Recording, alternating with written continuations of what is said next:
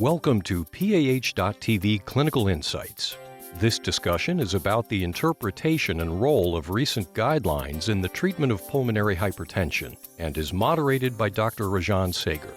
The panel includes Dr. Richard Channick, Dr. Ioana Preston, and Dr. Sean Studer.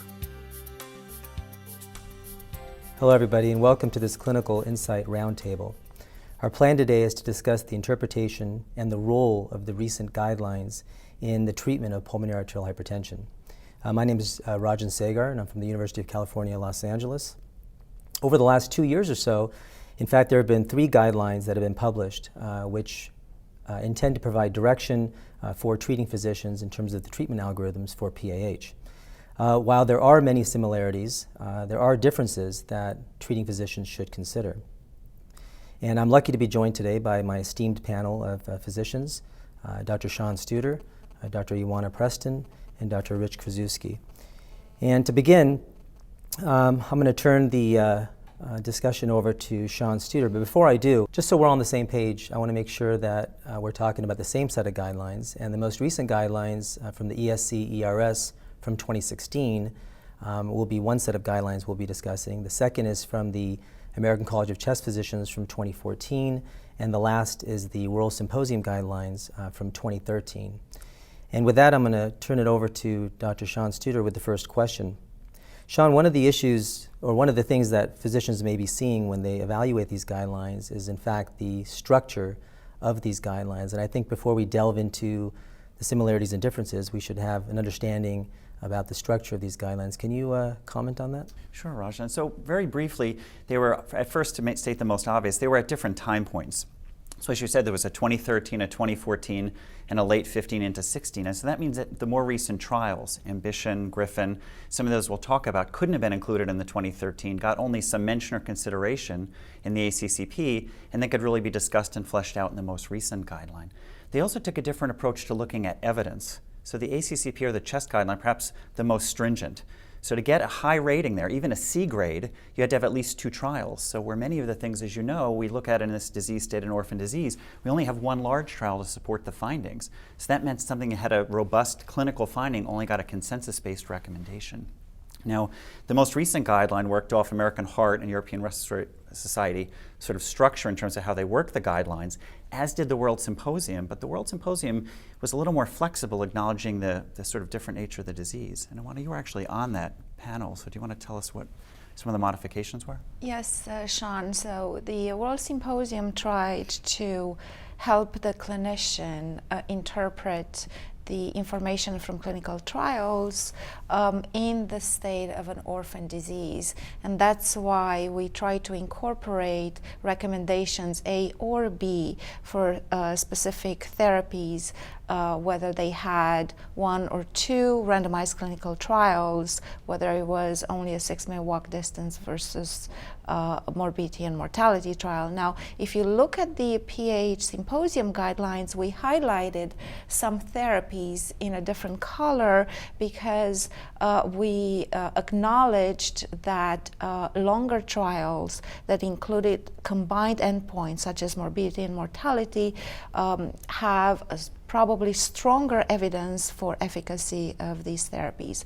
And also the Prostacyclin trial, which even though it was a short clinical trial, it hit the endpoint of mortality as a secondary endpoint. So that's why we tried to incorporate both to highlight differences in endpoints and try to make an hierarchy and showing that multiple endpoints, combined endpoints, have a stronger evidence for efficacy.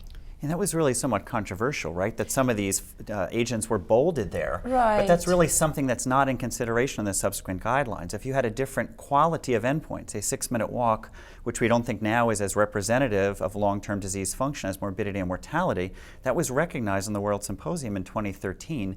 It hasn't appeared as a feature in grading guidelines more recently.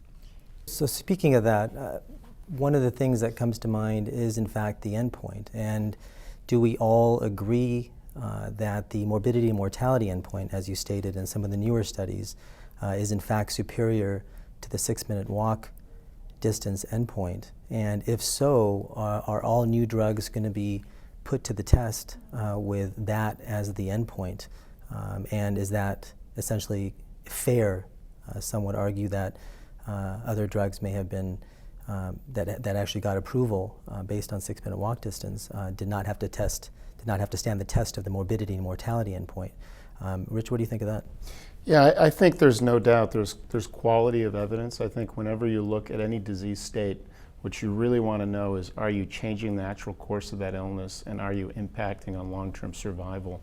When you use a surrogate endpoint, it's nice if that surrogate fits perfectly with morbidity and mortality, but I think as particularly 6-minute walk, as the evidence comes out, I think we're all recognizing that it probably wasn't such a great surrogate endpoint. I think it's a good surrogate if there's evidence of worsening of 6-minute walk. There's no doubt that's an association with mortality, but you don't always get an improvement in the 6-minute walk test. And there's so many other factors with the 6-minute walk. There's the training aspect of it. It varies day to day. That really a hard endpoint. I mean, of course, counting bodies I think is always the best endpoint, but it's nice in a disease process now like pulmonary hypertension where we used to count the bodies, we're counting fewer of the bodies. So I think hospitalizations, things like that, again, are probably better surrogates than, or more important endpoints than a 6-minute walk test.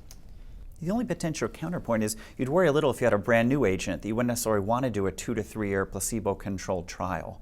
But I think in general we probably have a consensus that the morbidity and mortality endpoint is better. You just don't want a new class potentially to have to be studied that long until you had some data. Right. So let's turn our attention a little bit to what seems to have been highlighted most, and I think all of us appreciated that in the ERS-ESC guideline recently, which was the concept of the combination approach to therapy. One of the, so we're all on the same page in terms of the definition of combination therapy, there's two sort of approaches. One would be the initial combination of the use of 2 drugs up front together simultaneously versus a sequential combination therapy. Of course, the latter we've had a lot of experience with in terms of adding drugs to pre-existing PAH therapy. But as you know, and I think, Sean, you mentioned earlier, the AMBITION study was the first of its kind to use 2 agents up front, other than the BREATHE-2 study, where bosentan was added to epoprostenol in a randomized placebo-controlled fashion. So, let me turn this over to you. What are your thoughts about combination therapy, and more importantly, how it was highlighted in the guidelines and how you interpret that? So the combination therapy in AMBITION was mostly a strategy, a test of a strategy to start 2 drugs in a newly diagnosed PAH patient, and it showed superiority compared to monotherapy standalone. So on the other hand, the add-on combination therapy is typically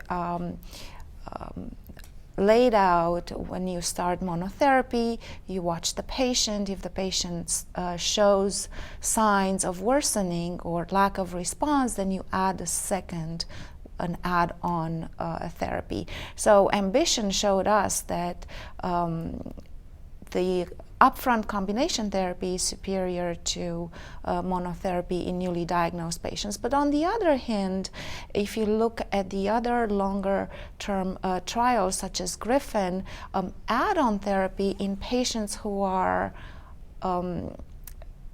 have been diagnosed previously and are on 1 or 2 oral therapies and stable, adding on a 3rd therapy, they benefit, and they have less hospitalizations, less worsening of the disease.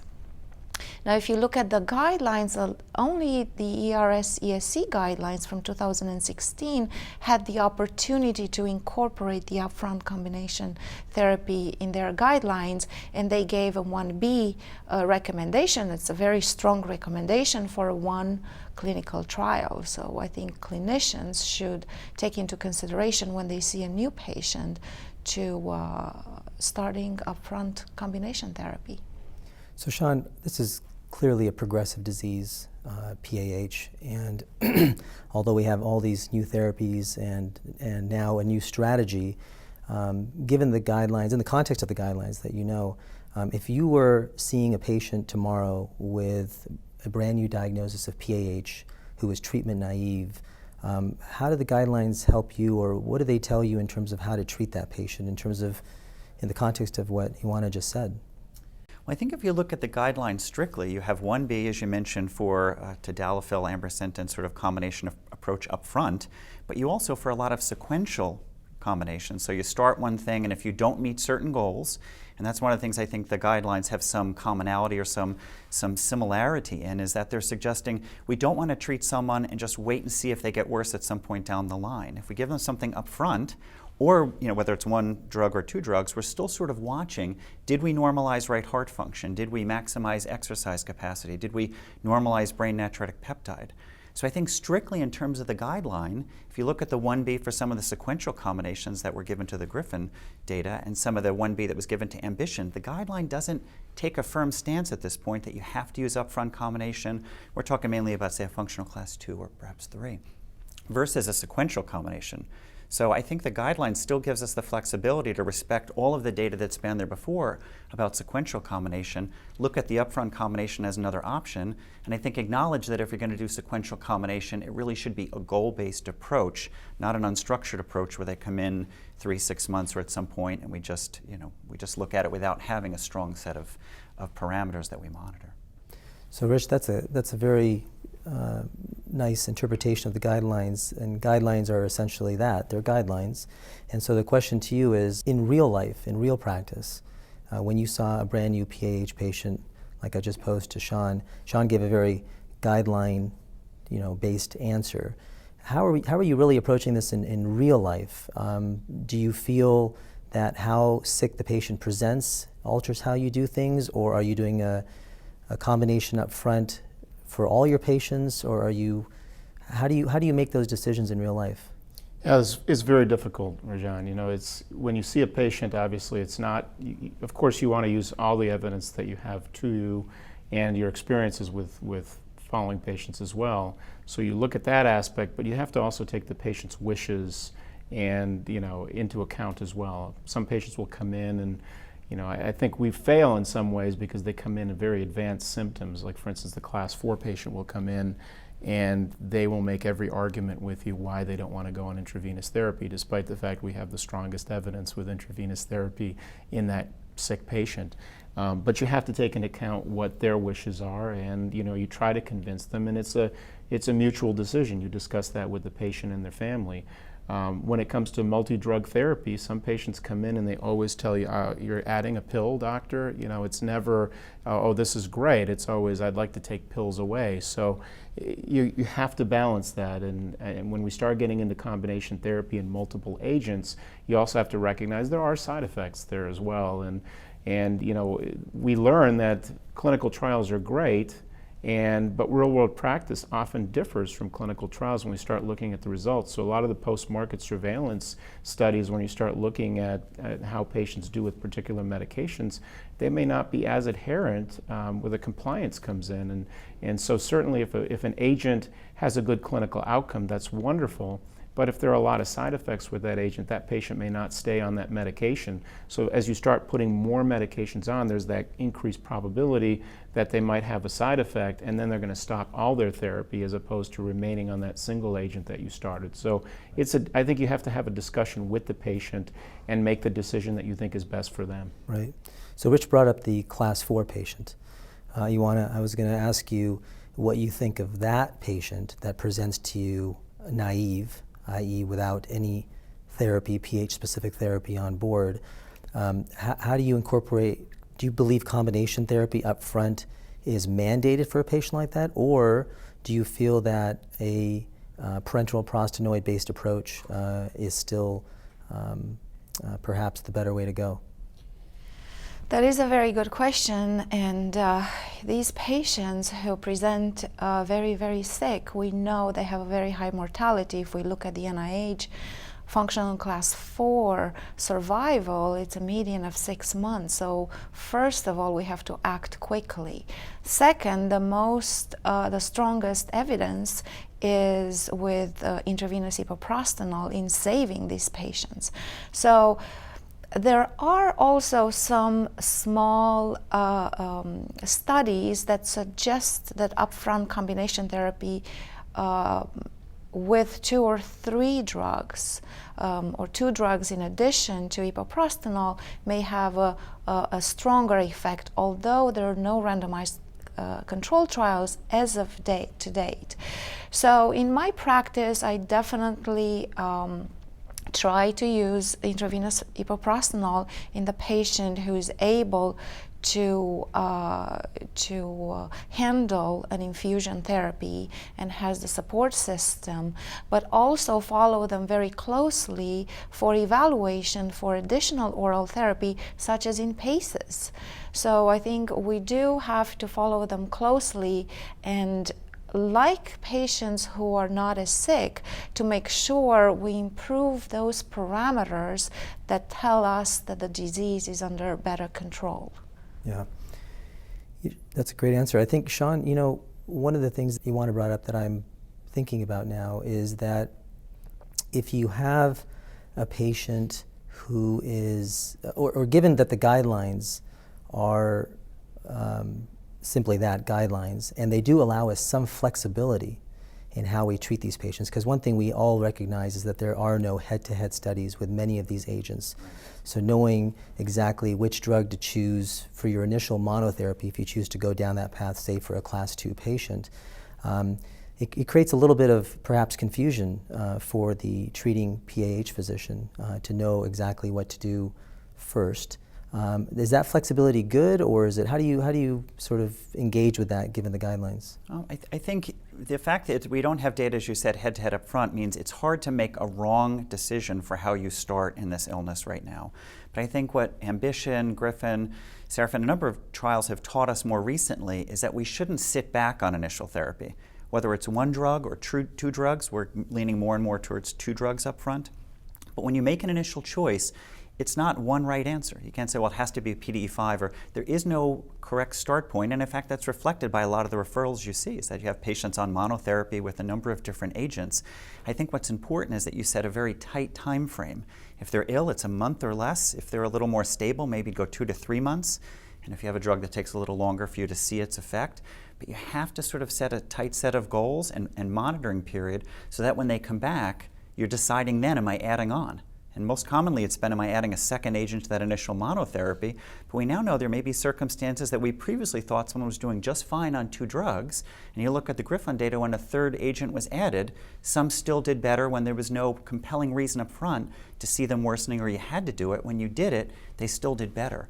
So I think looking for those opportunities without a structured approach can have some danger for the patient. I think we have to sort of set a series of goals, and if they've met them, we can sit and watch for a little while. If they haven't, we need to be more aggressive in adding on. Yeah, that's a great answer, Sean. And I would turn it to you now and just kind of, you know, sort of follow up to that response, because we've talked about some differences between the guidelines, but I think certainly the guidelines are very similar in how they promote the concept of sequential therapy or combination therapy, or the concept that many of these patients need more than just one monotherapy type approach.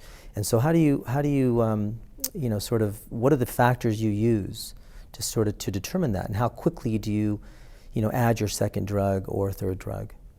That is a very good question. I should mention that I think the 2016 ERS-ESC guidelines describe in good detail and very nicely how to approach a patient in whom you suspect pulmonary hypertension, and what are the echocardiographic parameters that you should look in patients who have a high risk for the development of pulmonary hypertension, such as scleroderma patients, and how to evaluate them, and also how to follow up patients in whom you have already diagnosed PAH to assess response to therapy.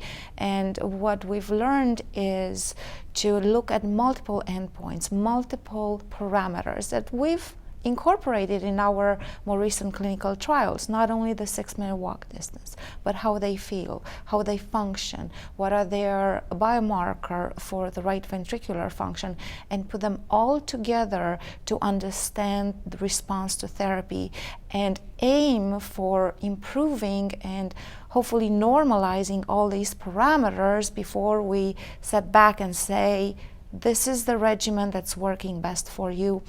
And if not, be open-minded to add on therapy to improve these parameters that will hopefully translate into better life and longer life. Yeah, that's a great answer. Rich, just to sort of add to what Ioana said, I think sometimes it's difficult with these patients because when you treat them with initial monotherapy, most of them will in fact feel better. In general, they will get better. And they're coming from such a bad spot that the 15% or 20% recovery that they often achieve, just anecdotally speaking, is often very comforting to them. They feel better. They report feeling better, and they often are wondering why you're considering additional therapy sometimes. So sometimes that discussion is a difficult one to have in terms of meeting treatment goals. But I still go back to the question of how quickly should one be sort of revisiting this? And are you adding a second drug, say, at 6 weeks after the first drug, 3 months, 6 months? What makes you do this sooner or later in one's clinical course? Yeah, I think echoing what Sean had mentioned earlier, I think it's depending on how sick the patient is going in. It often changes what I do in terms of how quickly I'm being aggressive in bringing them back.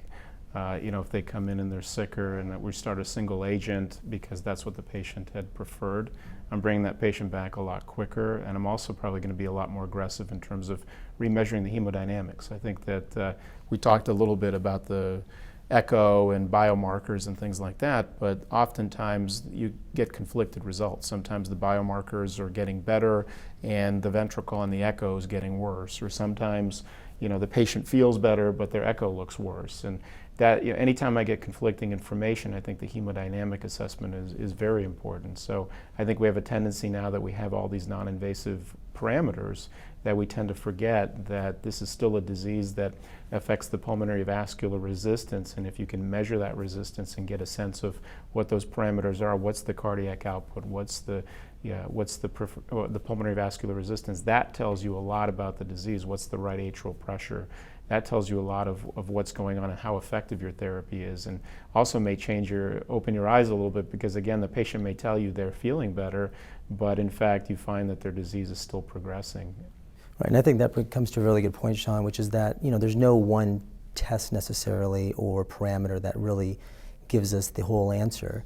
And so even a right heart catheterization, for instance, may be not giving us, it certainly gives us the hemodynamics, but it may not be compatible or congruent with what we're seeing in our patient necessarily. So, for the practicing physician, what do you think about those parameters when you have parameters going in the wrong, let's say a brain natriuretic peptide that's going down, yet a right ventricle that looks fairly ill and a right atrial area at the end of systole that's or volume that's still fairly increased?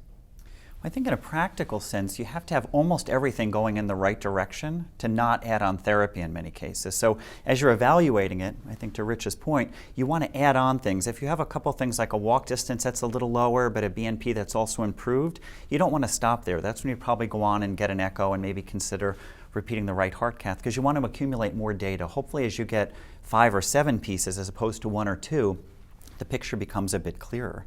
I mean, we're definitely hindered that we don't have a hemoglobin A1C like our endocrine colleagues have for diabetes. They can measure that, and if it's normalized, whatever you're doing therapeutically is probably adequate. We have to put together this composite, and I think it behooves us now. We probably would all agree that you need to do these things a little more quickly. You wouldn't see someone, as you might have years ago, who had a decreasing walk distance and say, well, then maybe just be today. Let's see how you do in 3 months when you come back. We'd investigate that much more aggressively because we have a lot more confidence that if we intervene with additional therapy now, we can likely change their disease course. So I think you need a lot of those pieces. You want to build up as much as you can until the picture becomes clearer. And there's always lung transplant out there. If things are really not looking great and you think you're getting close to optimizing therapy, we don't want to forget that occasionally the referral there is what's needed. Balloon atrial septostomy, those are in the guidelines as one of the last-ditch efforts, but they haven't gone away. So just to wrap things up, Rich, and Ioana and Sean, it'd be nice to get a concluding statement in terms of how you feel about the guidelines and what the take-home message or messages are. I think we've all echoed the points that these are extremely important documents, that they continue to evolve, and particularly as studies come up, we often change our philosophies and we tend to get often more aggressive in this disease. I think we're all mentioning the fact that a lot of times we're watching this and recognizing just how progressive and how aggressive the disease is.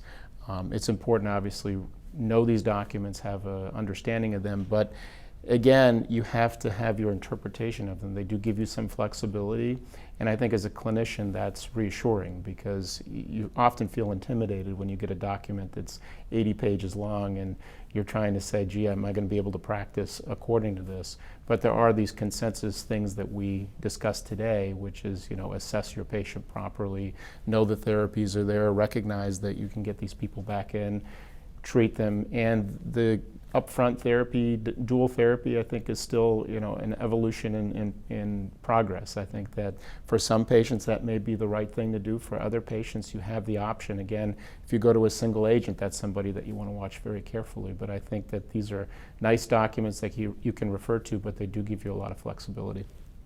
Ioana? And the flexibility gives the opportunity for the clinician to individualize the treatment for each patient. And also, I would encourage clinicians to contact colleagues from centers and bounce back ideas. Maybe they have a little more experience with one therapy or the other, and any help as a group when we treat this complex disease will be in the advantage of our patients.